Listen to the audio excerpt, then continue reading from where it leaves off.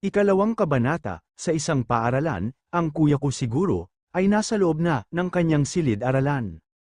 Sambit sa isipan ng babae, naku, may nakita akong gwapong lalaki sa opisina, habang papunta rito, kaka-transfer niya lang dito, at isa siyang senior.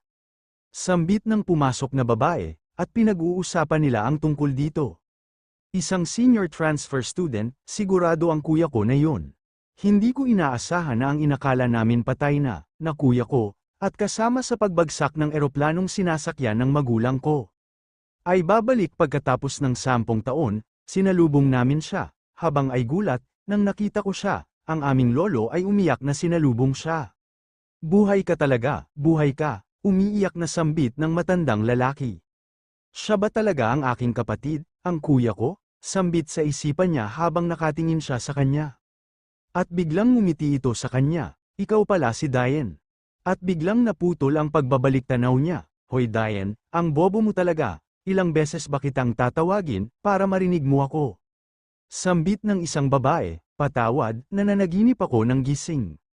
Sambit ni Diane, ang sabi ko ibigay mo ang PE uniform mo, mamaya sa akin.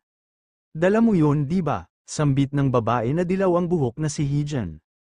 Oo, dala ko ito, pero pag ibinigay ko ito sa iyo, ano naman ang susuotin ko?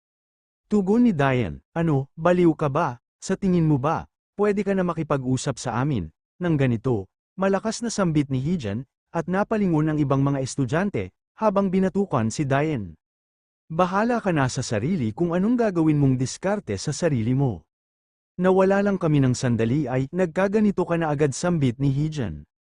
Habang nakamasid ang ibang estudyante na parang naaawa.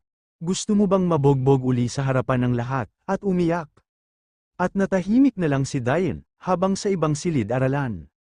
Makakasama na natin siya, nakatira siya sa abroad ng matagal, kaya naman tulungan niyo siyang makapag-adjust sa bago niyang buhay.